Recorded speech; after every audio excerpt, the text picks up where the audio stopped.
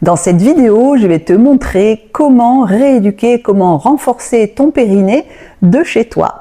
Alors par contre, comme c'est quand même un muscle qui n'est pas seulement tabou, il est quand même particulier dans son fonctionnement, dans son anatomie. Je vais d'abord te la décrire. Qui je suis pour te parler de tout ça? Je suis Pascale Martin, je suis masseur kinésithérapeute et ostéopathe, donc j'ai une approche aussi viscérale, pas seulement osseuse du corps humain, et j'ai fait plusieurs formations en urogynécologie et je suis des patients et des patientes depuis des années pour rééduquer leur périnée. Donc suite à ces explications sur l'anatomie de ce muscle, cet ensemble de muscles, je t'expliquerai qu'est-ce qui peut se passer quand ce périnée fonctionne mal, quelles sont les conséquences d'un dysfonctionnement de ton périnée, et ensuite on attaquera ces fameux exercices ensemble, parce que ce n'est pas facile de le travailler à la maison, et donc ça nécessitait bien une vidéo, parce que c'est un muscle qui est majeur pour le fonctionnement de tout ton corps. Donc ça me tient à cœur que tu le fasses correctement et que tu te laisses pas aller à ce niveau-là, parce que ça se voit pas, parce que pour l'instant personne ne le sait, mais finalement c'est quelque chose qui est vraiment primordial dans ton équilibre psycho-émotionnel aussi. Allez, c'est parti. Je suis obligée de te parler de son anatomie, parce que c'est quand même pas facile. J'ai amené mon éternel copain. Donc ça, c'est un bassin, tu vois, avec les deux os du bassin qu'on a là, tu vois, les deux os, et le pubis, attends, je vais avancer, et le pubis que tu retrouves là en avant. Là, tu vois tout cet arc du bassin. Là viennent se loger la vessie, l'utérus, le rectum, tu vois, ça c'est ton rachis, qui se termine par ce socle, le sacrum, là, et là, la queue du chat, le croupion, comme je l'appelle, c'est le coccyx. Ton périnée, il va aller du coccyx, comme ça, jusqu'à ton pubis, là, jusqu'à ton pubis. Je vais te mettre des petits schémas là-haut pour compléter mon propos. Ça va être un ensemble de muscles qui vont être dessous, comme ça, ton bassin. Donc, dessous, là, comme une couche, tu vois, qui va aller de ton pubis derrière à ta queue du chat derrière, au coccyx. De ton pubis devant à ta queue du chat derrière. Je crois que c'est pas ça que j'ai dit. Donc, cet ensemble de muscles-là, on dit que c'est le plancher pelvien. Tu vois, c'est un ensemble de petits muscles qui composent ce plancher périnéal. En fait, il y a un tas de petits muscles, des noms barbares, mais on dit c'est le périnée. Alors, ce périnée-là, on dit que c'est le plancher parce que ça serait le plancher d'une maison qui serait constitué par le toit, le diaphragme, qui fait diaphragme thoracique, avec lequel on respire, hein, tu te rappelles, hop, qui serait le toit de la maison. Les abdominaux et les dorsaux seraient les murs de la maison, et ton plancher périnéal, ça serait le plancher de la maison. Alors, inutile de te dire que quand on met de la pression au niveau des murs de la maison, avec les abdominaux et les dorsaux, par exemple quand on fait du sport, quand on éternue, quand tout ça, si le plancher n'est pas solide, on en parlera tout à l'heure. D'accord? Ça, tu comprends bien qu'avoir des bases solides, c'est pas que pour le corps humain, c'est pour tout comme ça. La base. Et la base de ton corps, c'est le périnée. Dans le plexus sacré, sacré, c'est sacré, tu vois, c'est vraiment quelque chose qui est important pour toi. C'est aussi en médecine chinoise la base de l'ancrage, de ta force, de ta vitalité, de ta vigueur. Et c'est vraiment très important parce que c'est sur ça que va se poser tout ton être en fait. Donc c'est vraiment important. Tu vois, dans ce schéma-là, tu as le pubis, tu as le coccyx et au milieu, tu as ce petit truc vert. Si j'arrive à zoomer, hop, là, cette chose verte, c'est le noyau fibreux central. On est en position gynécologique chez la femme, tu as le pubis, tu as le coccyx, hein, la queue du chat, le croupion, l'anus, la vulve, et au milieu des deux, tu as le noyau fibreux central. c'est cette densification de fibres qui est moins musculaire, comme le reste des petits muscles, tu vois. C'est moins musculaire, mais c'est fibreux, c'est dense, pour pouvoir recevoir la masse viscérale. Imagine là que ce bonhomme, il a sa cage thoracique là, il a sa masse viscérale avec tous les tuyaux, tu vois, les intestins, l'utérus, la vessie, le rectum, tout qui arrive là, va peser là-dessus. Si tu es trop comme ça, ça ne repose pas sur ce fameux noyau fibreux central, qui est primordial. Tu sais, hop, le machin vert. C'est pour ça que ta posture va être très importante pour le bon fonctionnement de ton périnée. Tout est calculé dans le corps pour que la posture influe sur le fonctionnement de tes organes. Oh, c'est complètement fou ça. Pour l'instant, donc on s'occupe du plancher de ta maison, les fondations. Avant de te parler de ces problèmes de fonctionnement, il faut quand même que je te parle de qui il est ce périnée et comment est-ce qu'il fonctionne.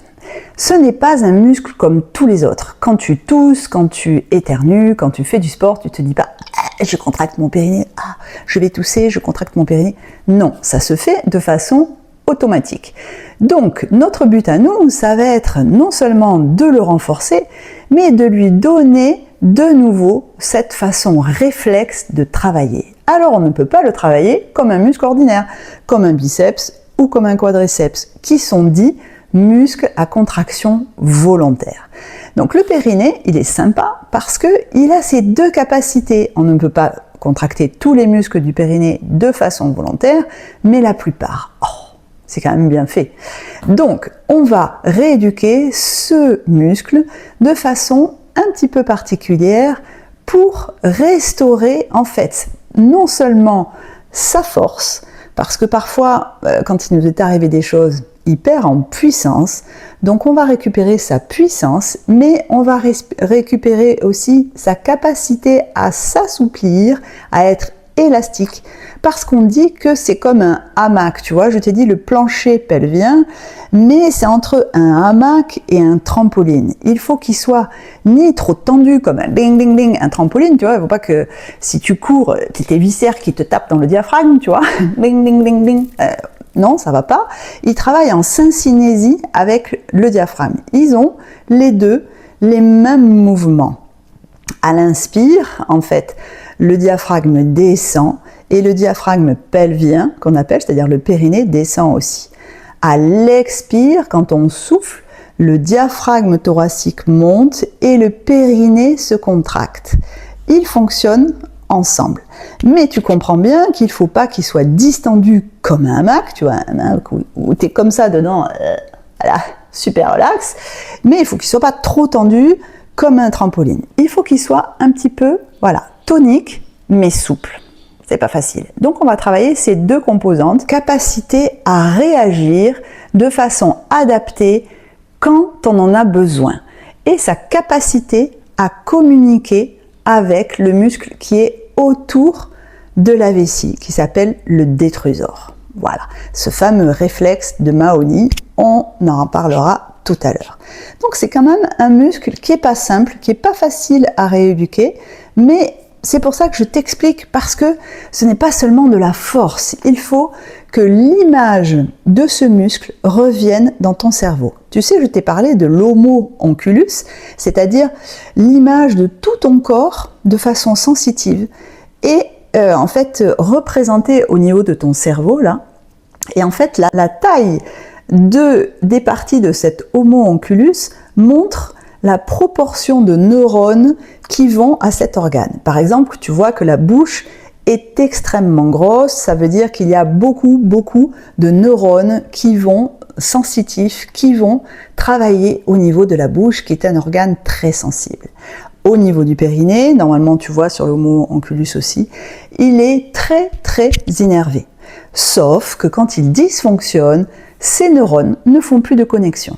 Le fait de travailler ce muscle de façon consciente, vraiment, c'est pour ça qu'il faut que tu le travailles en ne faisant pas autre chose en même temps.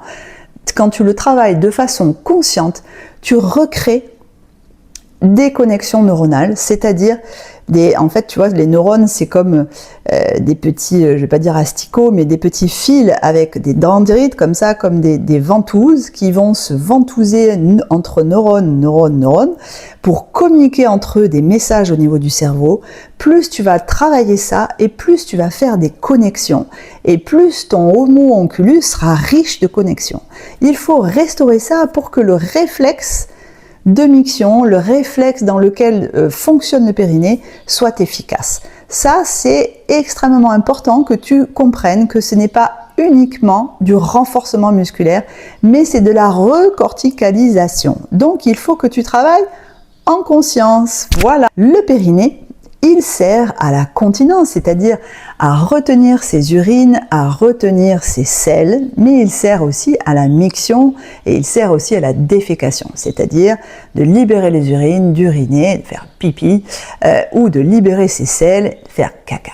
Mais il sert aussi à la sexualité, c'est-à-dire qu'il soit souple et tonique et représenté dans ton cerveau. Tu vas avoir une qualité en fait de sensation, plus il va être innervé, plus ton homo onculus va être riche de connexions, et plus tu vas avoir des sensations lors de la pénétration. Et chez les hommes, plus tu vas avoir des connexions, plus tu vas avoir un périnée qui est tonique, et plus ton érection sera de qualité. Alors, vous vous rendez compte, homme comme femme, que c'est très important d'avoir un périnée qui est non seulement fort, souple, on veut un peu tout, et hyper représenté dans ton cerveau. Donc ça veut dire qu'il faut que tu travailles tout. C'est pour ça que cette vidéo, elle est très importante. Je ne te parle pas des conséquences psychosociales d'une incontinence, bien évidemment. Ça, tout le monde est conscient que si tu te fais pipi dessus en société ou si tu as des vents que tu ne peux pas retenir, comment on dit, des proutes, quoi. C'est pas chouette. Donc ça, j'ai pas besoin de te l'expliquer, c'est une évidence. Après, la vie sexuelle, c'est souvent passé sous silence, et parfois j'ai des patients qui me disent « Oh ben moi, j'en ai fait mon deuil ». Ah non, c'est hyper important, c'est épanouissant, je veux dire, l'amour c'est aussi ce qui soude un couple. Non, tu fais pas le deuil de ta sexualité parce que tu as eu un enfant ou parce que tu as été opéré. Ça, je ne peux pas le concevoir. Les probables causes de problèmes de périnée.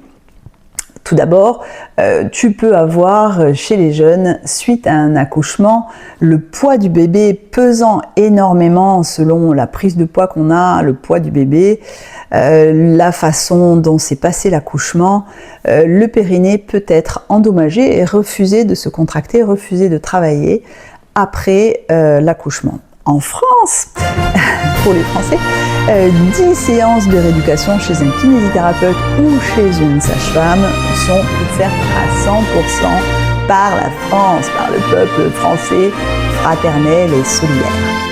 Magique pour tout le monde. Donc ça, c'est quand même vraiment primordial de le rééduquer. Ça veut dire que la France reconnaît aussi que c'est un réel problème de santé à terme si tu ne le fais pas après tes grossesses. Important.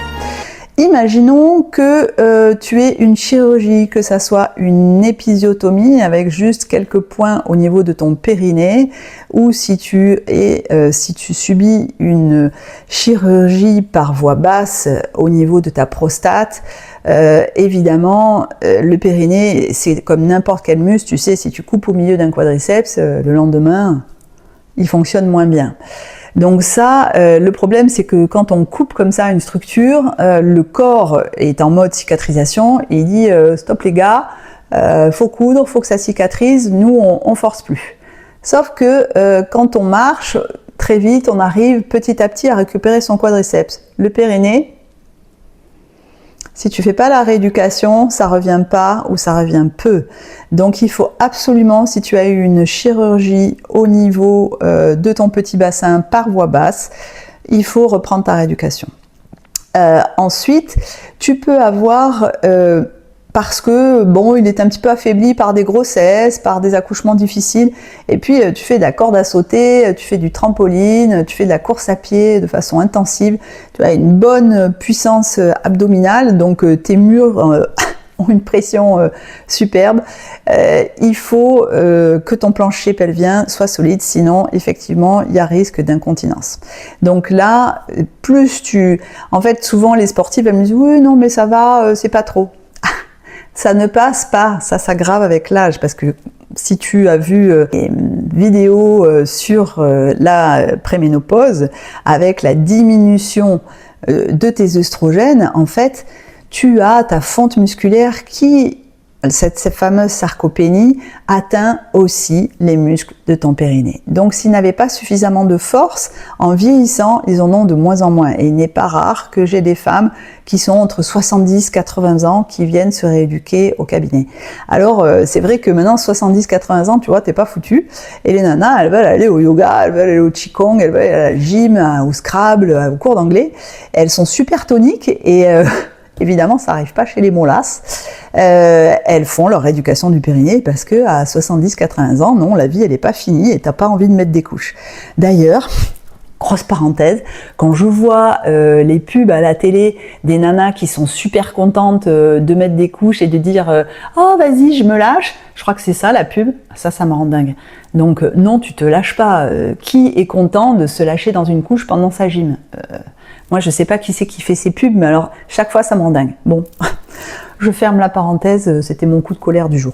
Alors, il peut y avoir une cause statique, c'est-à-dire que quand toute ta vie tu t'es positionné comme ça veut dire que toute ta masse viscérale pèse sur la partie antérieure, sur la partie avant de ton périnée, et donc il n'est pas conçu pour ça. Comme je t'ai expliqué tout à l'heure, tout doit reposer au milieu sur le noyau fibreux central.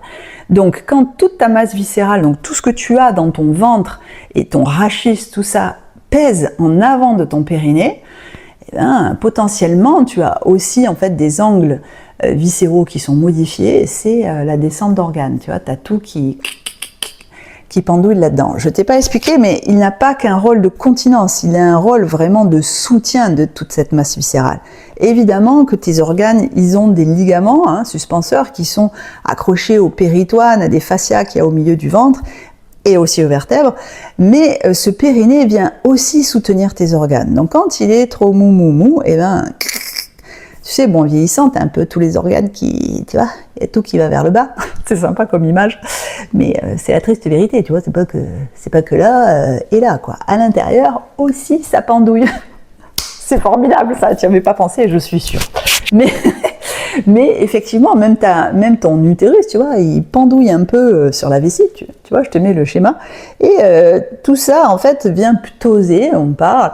Et puis, si en plus tu es penché en avant comme ça, et ben, ça vient dérouler dans ton vagin et créer des prolapsus, comme on dit.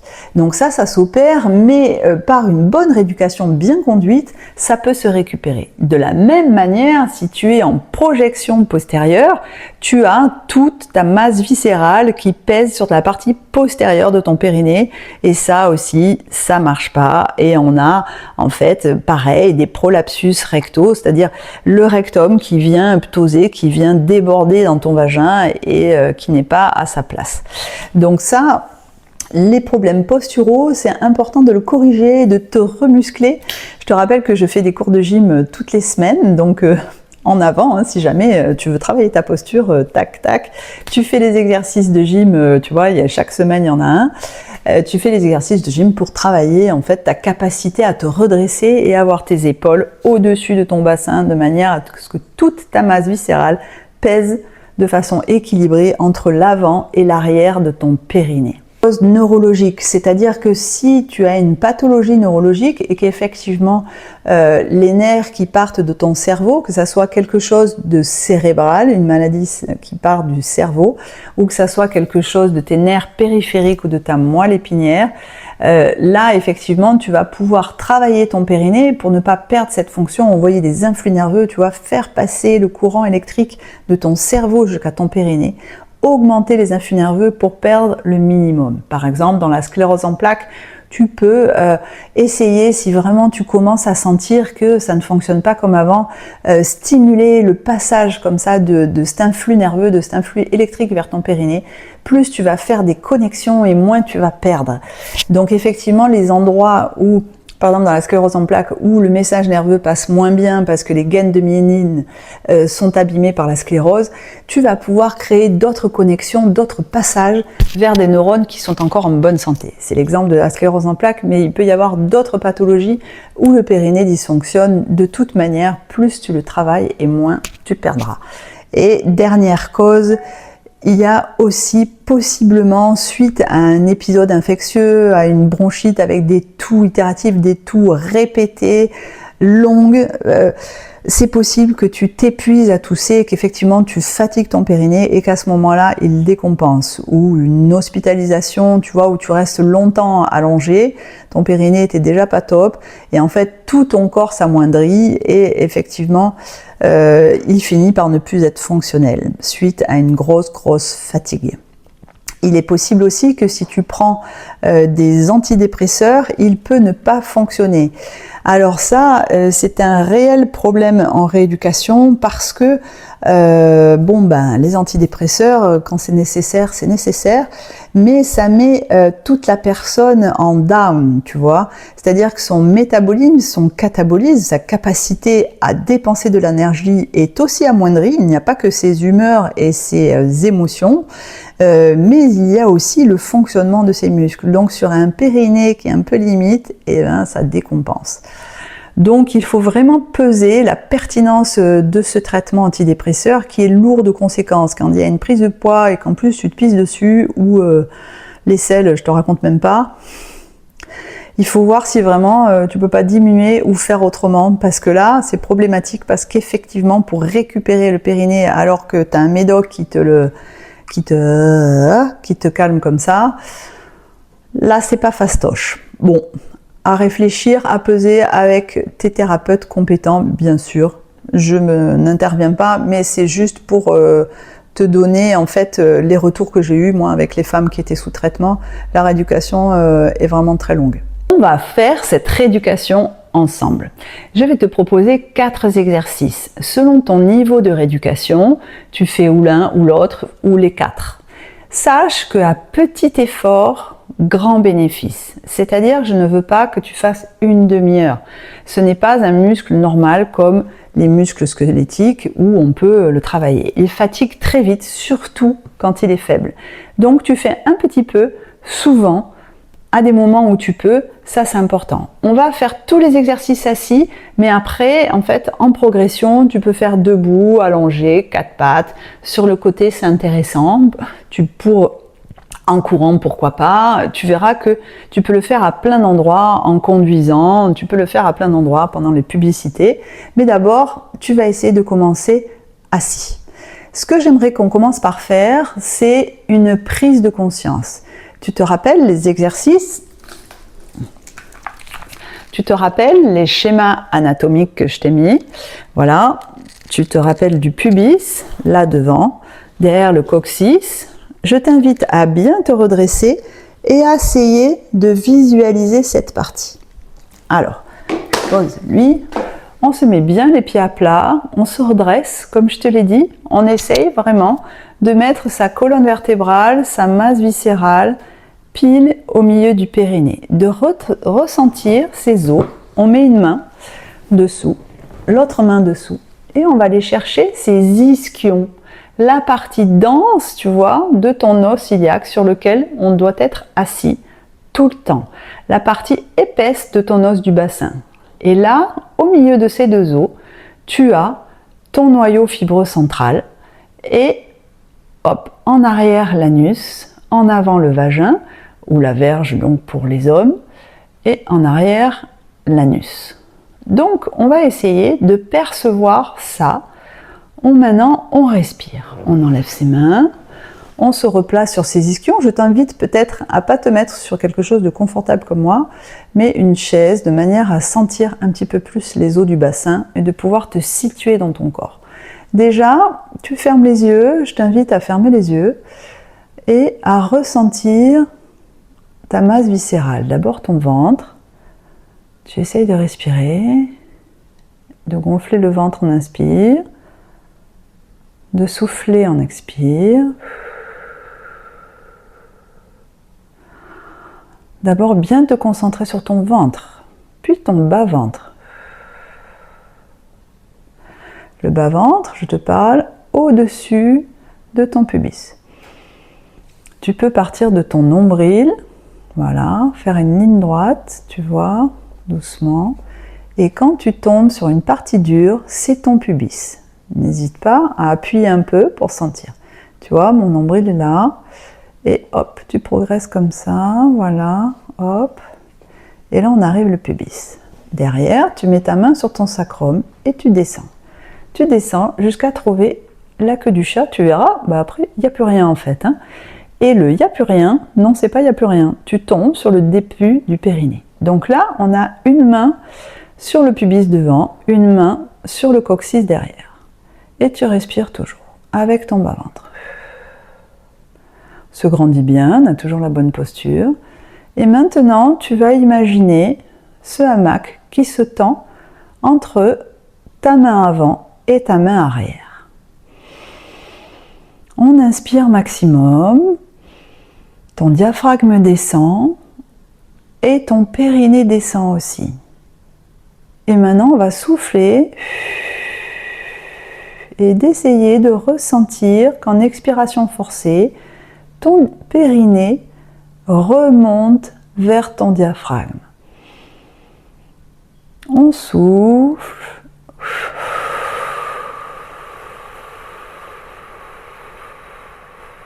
Le plus longtemps que tu peux. On le fait plusieurs fois. On inspire, c'est long à sentir, hein, je comprends bien. On inspire, le périnée et le diaphragme descendent. On expire. Le périnée et le diaphragme remontent. Qui c'est qui ne suit pas? Je voudrais entendre. Remonte. Allez, on y va. On inspire. Le périnée et le diaphragme descendent quand le diaphragme se contracte. On souffle. Les abdominaux se contractent en expiration forcée et du coup, le périnée se contracte aussi, le plancher se densifie aussi pour retenir la pression des abdominaux. Tu comprends le truc? Le diaphragme remonte, il se relâche, le périnée remonte, il se contracte et quand on fait une expiration forcée, les abdominaux viennent. On y va, essaye de percevoir tout ça. Tu relâches, tu essayes de ne pas contracter tes fessiers quand tu contractes ton périnée. On y va. Maintenant, je t'invite à mettre tes mains sur tes genoux, à toujours être en conscience sur tes deux ischions, les deux os sur lesquels tu es assis. Tu inspires, tu gonfles ton ventre, ton périnée se relâche, ton diaphragme se contracte. Et maintenant, tu vas souffler. Sur l'expire, tu me contractes le périnée, c'est-à-dire que tu as la sensation maintenant qu'il remonte, que tu lui aspires à l'intérieur de toi, qu'il remonte à l'intérieur de toi.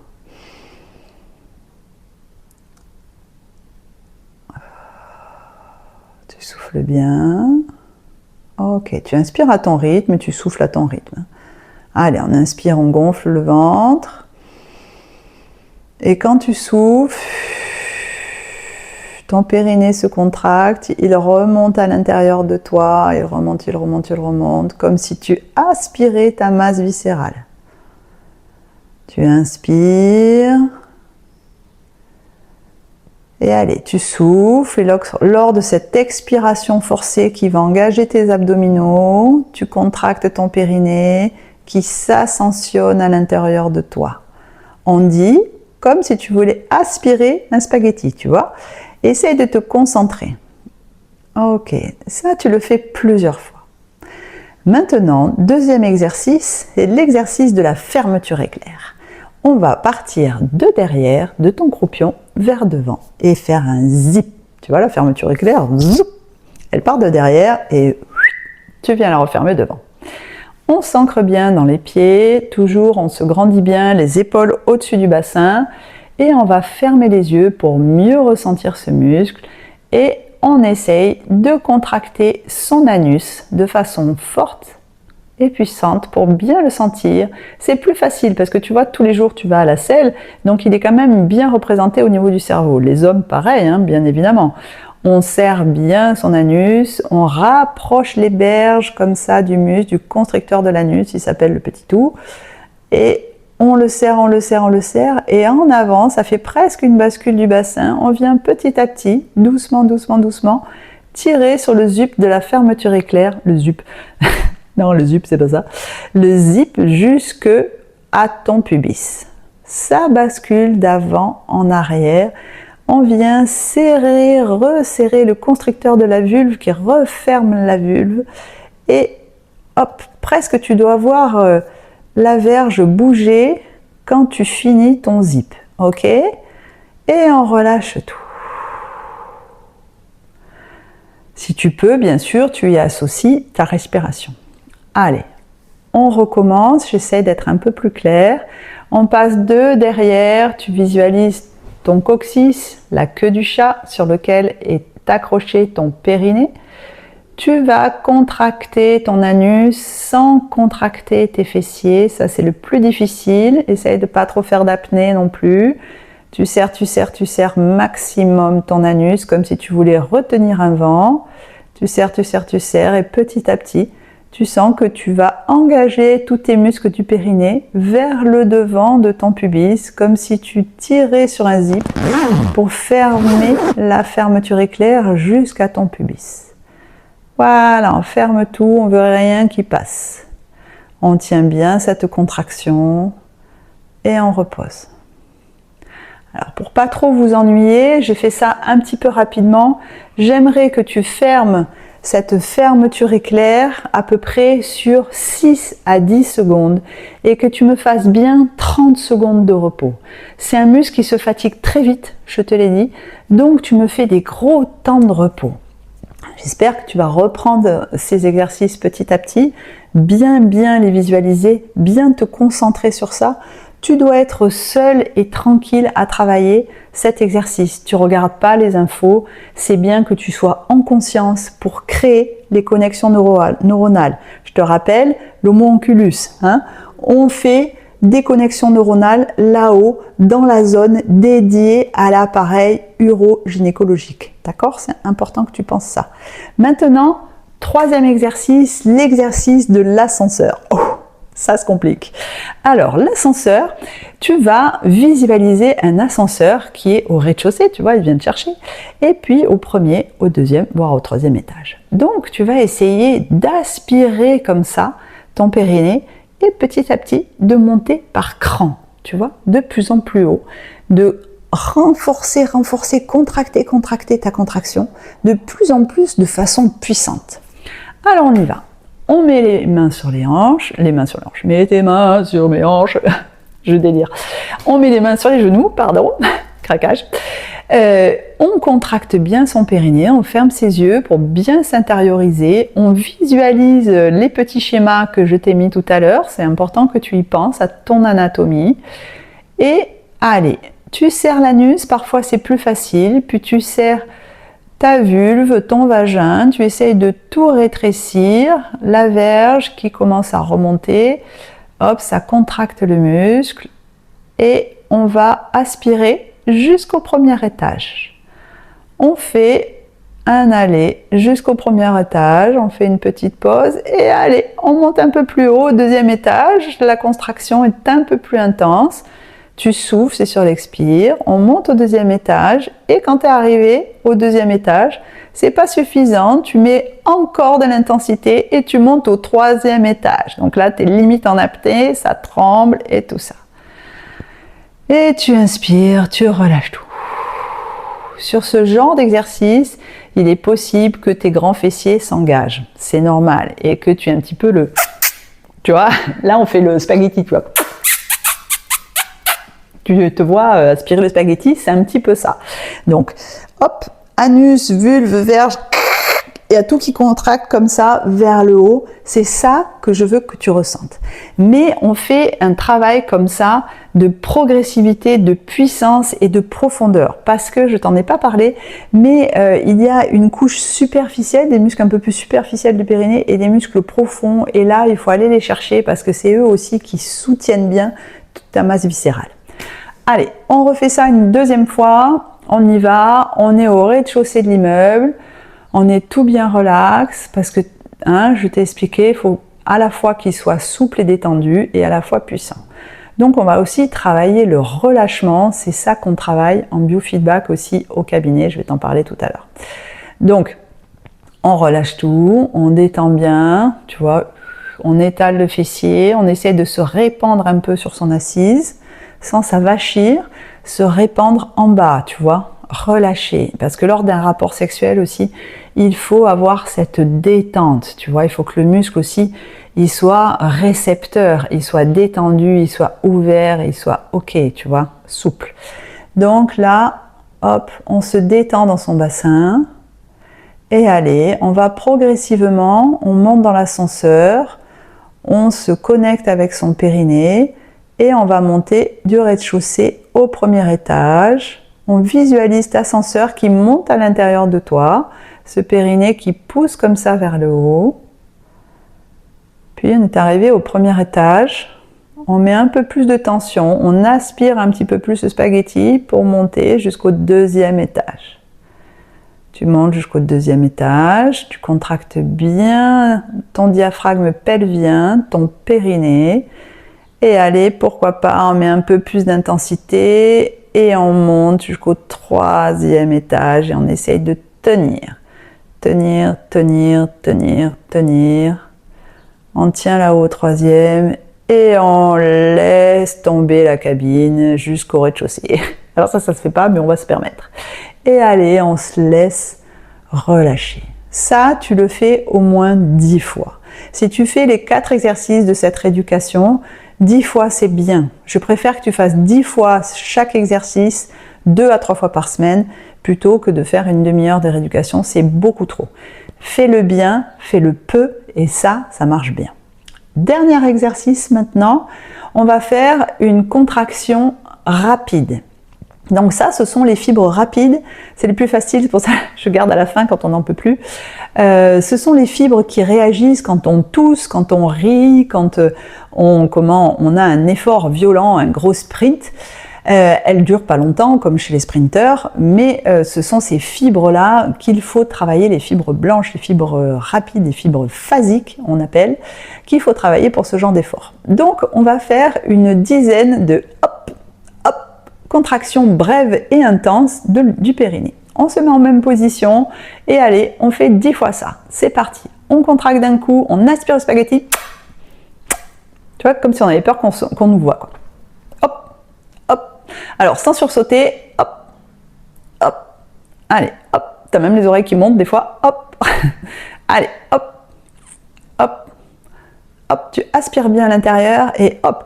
Alors, on est ok que rien ne doit se voir. Quand tu travailles ton périnée, personne ne doit le voir. Sinon, ça veut dire que tu fais trop de compensation. Et tu relâches. De nouveau, tu inspires bien, ton périnée se relâche et redescend. Tu fais plusieurs inspires, plusieurs expires. Tu fais bien 30 secondes de relaxation après tes 10 contractions. Et ensuite, je t'abrège les 30 secondes, on repart sur 10 contractions. Brèves et intenses, tu vois, comme ça. Allez, tac, tac, tac, tac, tac, tac. Allez, concentre-toi bien. Tu montes comme ça ton noyau fibreux central, pim, pim, tu le remontes à l'intérieur de toi. Allez.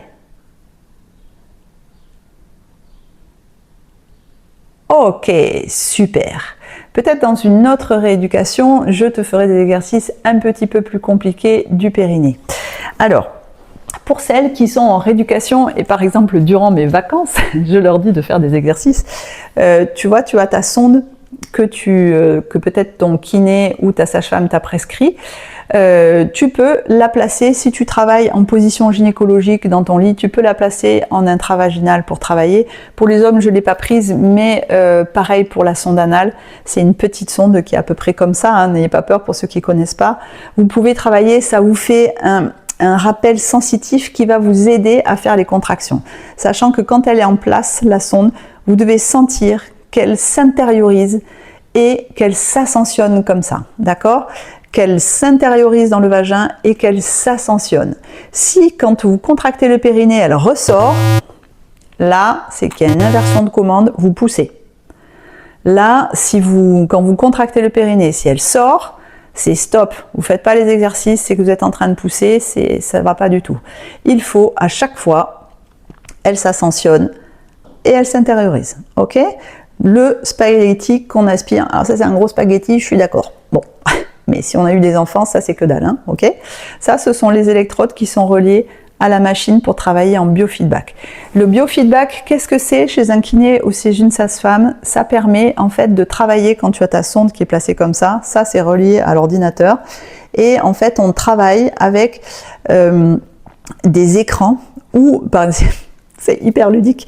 Tu as une boule qui représente ton périnée et tu vas faire en fait des schémas. En fait, va faire monter et descendre une boule en fonction des schémas que tu as qui s'affichent à l'écran. Donc tu as le travail des fibres rapides et tu auras des temps de repos, puis le travail des fibres lentes avec cette sensation d'ascenseur comme je peux t'expliquer.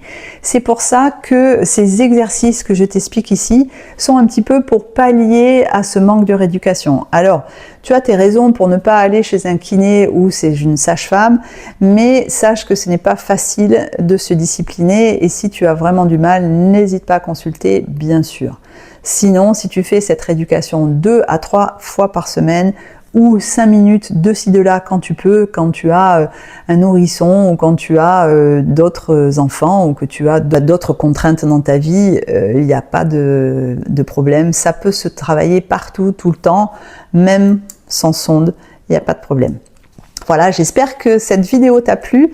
Mets-moi en commentaire si tu as des questions, mets-moi en commentaire si tu souhaites que je te fasse plus d'exercices au niveau du périnée ou si tu as des questions parce que tu ne comprends pas son fonctionnement, j'y répondrai avec grand plaisir, tu le sais. Allez, je te dis à bientôt dans le Plus de Pascal.